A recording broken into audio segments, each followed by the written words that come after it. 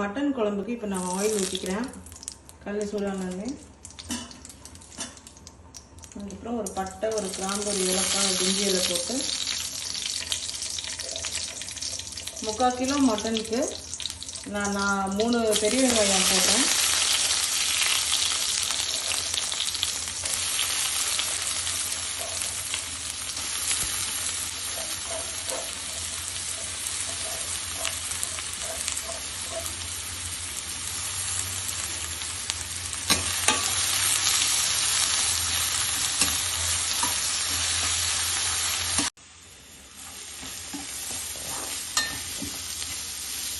வெங்காயம் நல்லா வதங்கிருச்சு. ஒரே ஒரு 3 வெங்காயத்துக்கு ஒரே ஒரு தக்காளி தான் நான் போடுறேன். இது நம்ம நல்லா ஃப்ரை பண்ணிப்போம். தக்காளி வதங்கிட்டு இருக்கும் போதே நான் இஞ்சி பூண்டு பேஸ்ட் போட்டுக்கிறேன்.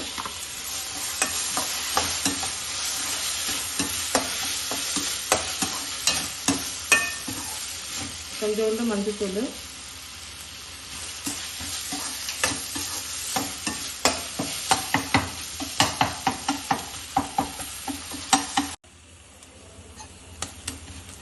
இப்போ மட்டன் குழம்புக்கு தக்காளி நல்லா வதங்கினதுக்கப்புறமா நான் சும்மா கொஞ்சோண்டு புதினா, கருவேப்பிலை, கொத்தமல்லி சும்மா ஒரு இது போடுறேன், சும்மா ஃப்ளேவருக்காக. அதை போட்டதுக்கப்புறமா இப்போ நான் இந்த 3/4 கிலோ மட்டனை நல்லா தண்ணி புழிஞ்சிட்டு ஆட் பண்ணுறேன். ஆட் பண்ணி இதோடு சேர்த்து வதக்கி விட்டுக்கணும்.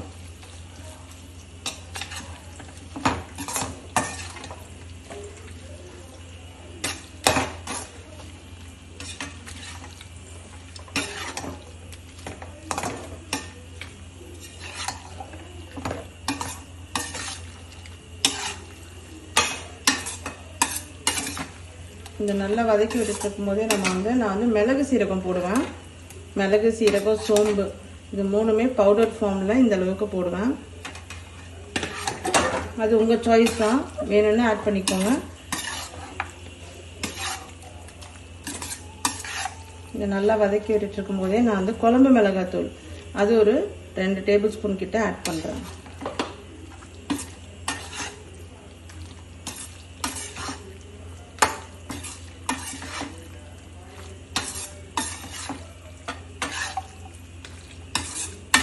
இதை நல்லா வதக்கி விட்டுட்டு நம்ம மூடி வச்சிடணும். மூடி வச்சுட்டு ஒரு 10 மினிட்ஸ்க்கு அப்புறமா ஸ்லோலே இருக்கட்டும். 10 மினிட்ஸ்க்கு அப்புறமா அதுவே தண்ணி விடும். அதுக்கப்புறமா நம்ம தண்ணி ஆட் பண்ணி இந்த மட்டன் முழுகிற அளவுக்கு தண்ணி ஆட் பண்ணி குக்கரில் ஒரு 4-5 விசில் வச்சுருவோம்.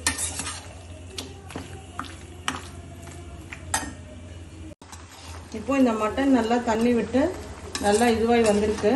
இப்போ நான் என்ன பண்ணியிருக்கேன்னா ப்ரெஷர் குக்கரில் ஆல்ரெடி கொஞ்சம் தண்ணி ஊற்றி வச்சு அதில் கொஞ்சம் சால்ட் ஆட் பண்ணி வச்சுருக்கேன். இப்போ அதோட இதை நம்ம ஆட் பண்ணிக்கிறோம். ஆட் பண்ணி குக்கர் விசில் ஒரு 4 விசில் 4 to 5 விசில்ஸ் வைக்கிறோம் மட்டன்றதுனால.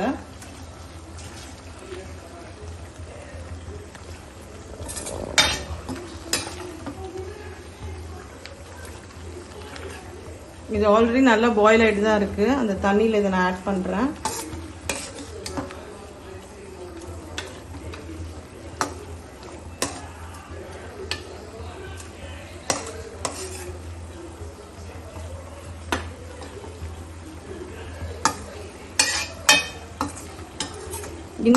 இந்த லெஃப்ட் அவுட் இந்த மசாலா அப்படியே இருக்கும். இது நான் கடைசியாக திருப்பி இதோட சேர்த்து ஆட் பண்ணிப்பேன். ஏன்னா நல்லா திக்காக இது ஒரு இதுவாக வந்திருக்கும். இது நான் வேக போட்டிருக்கேன். மட்டன் ஒரு 4 to 5 விசில்ஸ் ஆஃப் பண்ணிவிட்டு இந்த கிரேவியோடு சேர்த்து கொஞ்சம் கொதிக்க விட்டு ஆஃப் பண்ணிடுவேன். அவ்வளோதான்.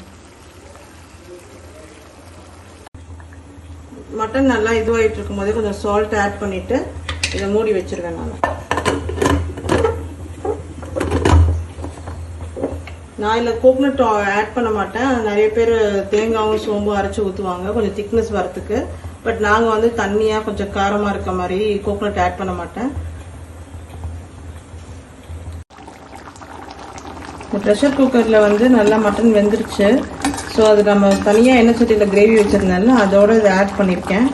ஆட் பண்ணி ஒரு 5 மினிட்ஸ் இந்த மாதிரி பாயில் ஆனதுக்கப்புறமா நல்லா திக்காயிடுச்சு குழம்பு. சுண்டி வந்ததுக்கப்புறமா ஆஃப் பண்ணிவிட்டு கொத்தமல்லி சேர்த்துடுறேன். அவ்வளோதான், மட்டன் குழம்பு ரெடி ஆயிடுச்சுங்க.